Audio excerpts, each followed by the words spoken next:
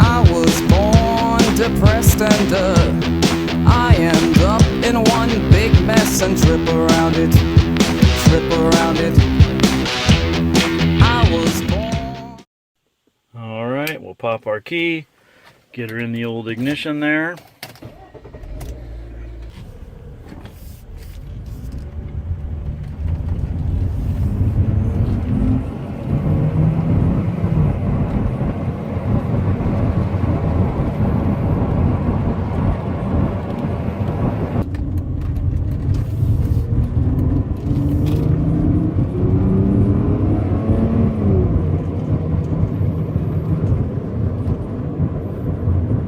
One thing about these, they have a amazing turn radius too, just unbelievable turn radius.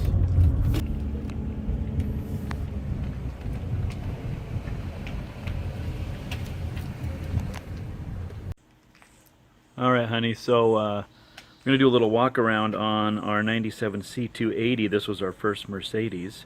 First one. Yeah, why don't you tell us how we got into Mercedes? So my best friend and I took a road trip up north to see a really good friend of mine, and we drove my Honda Accord. And while we were there, I happened to mention to my friend that my husband eventually wanted to get me into either a Mercedes or a BMW. And so my friend said, well, I know somebody who's selling theirs, and it's a really great car. You should take a look at it. So my girlfriend and I stayed the night. The next day, his buddy drove this car over and handed us the keys so that we could take a test drive. My girlfriend happens to know a lot about cars, so her and I took it for a little spin, and then we got out and she looked at it all over, and she said, you have to buy this car. It's a great car. So we drove there in my Honda, and we came back in a Mercedes. So that was my very first Mercedes. Yeah, and you've enjoyed it ever since. And how many do you have now? We have 3 now. Yeah, so one too many. So this one's going to go away, but yeah. Well, cool. All right, well, we'll do a little walk around. Before we do that, we've got a little 230 over there, compressor. That's the one, we're going to keep that one. And then we just got something over here. Here's what we just got. So we'll come back and do a video on this one. And so before we get started, what do you like the most? What was it about the Mercedes that you liked as compared to the Honda? Like what? Yeah, why did it change your mind? It just felt like I was in a luxury car. It's just a smoother ride. It just felt smoother. This car has the best cornering I've ever been in. I mean, it's just a dream. It's just a real dream to drive. It just really feels like you're in a luxury car. Yeah, they did a great job with it. Yeah. Yeah, there's nothing like a Mercedes. There's no doubt. Yeah, once you even drive an old Mercedes, then you always want one. to drive You're Mercedes. you're in trouble if you do. So you shouldn't drive one unless you want one. Right. Hard to go back to something else. That's All right, well, let's true. check this thing out. You can just get a good look at this car. All 100% original. So original paint, original wheels. There's been nothing added on the inside of it. So it's kind of a nice look at a full factory C280. And this is what they looked like at the dealership back in the day, which is pretty cool.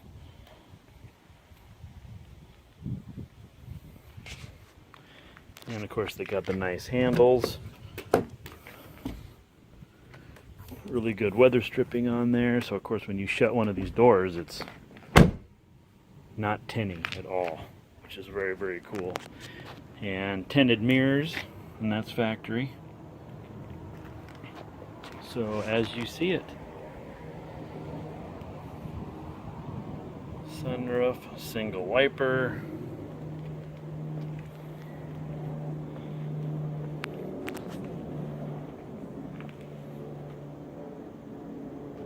All right, let's take a quick look at the trunk here. And actually it's got really good space in it, definitely.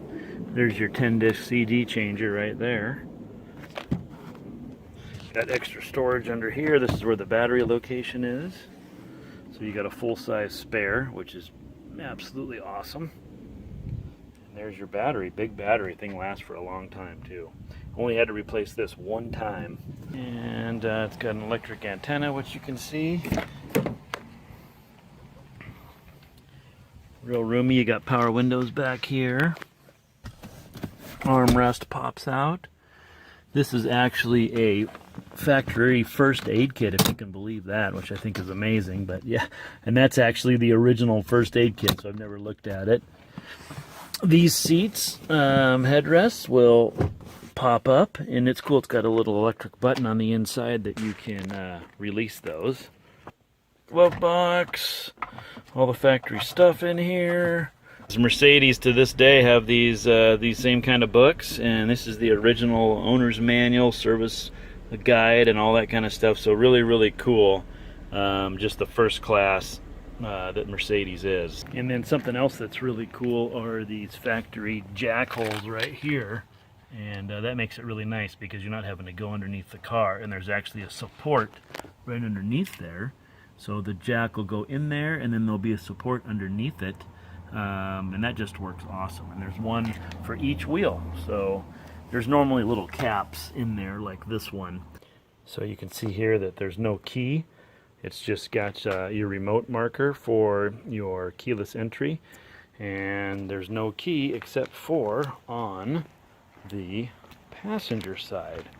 So you if you were locked out or you had a battery problem or something, you do have a way to get into the car. And you look at just the attention to detail on these cars.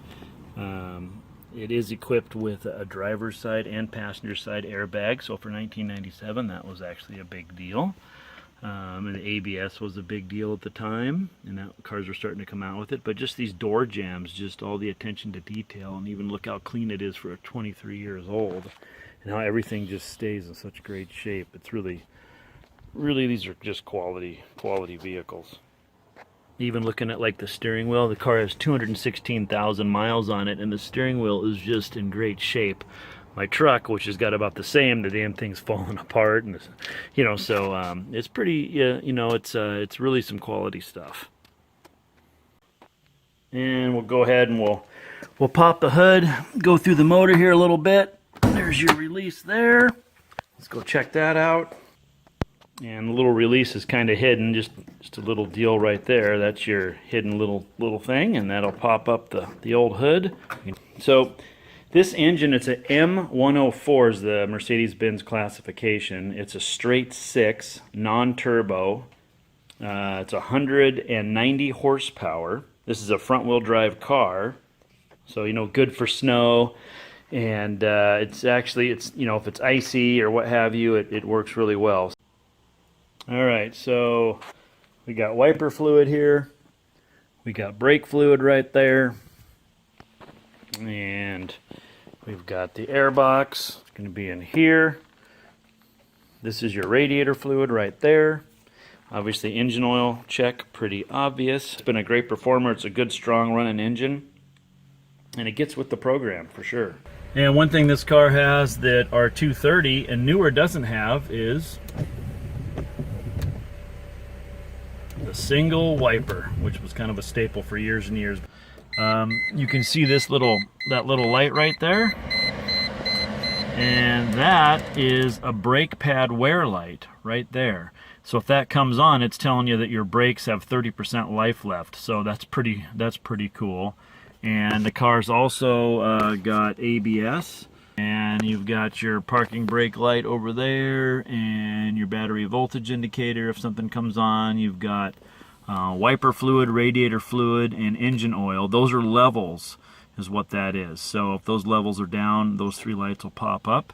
And so trip's going to be in the odometer there up top. So if we wanted to set that to 0, we just go ahead and hold that. Now that's at 0.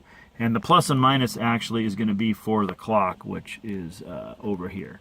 So if we were going to go ahead and set our clock, we'd be using those. So talk about easy. So that's pretty cool. Then on your switch for your lights, so if you can see this very well, so you got parking, and you pull this out for fogs. We don't have fogs, but that's how that works. You got your normal headlights there, and they also have a double pull for a Euro rear fog light, and then you've got park lights for right side, park light for left side, and your parking brake release right there. So a lot of pretty cool features on this. Your hazard button right there, which is kind of slick. Mirror controls are going to be right here, and what's really cool about this is you just push this that way or that way. So so if you're going to adjust them, so you've got your rear light back there, and you can kind of see that. If you have this in the on position here, then when you open the door, you're going to have those 3 lights, as you can see.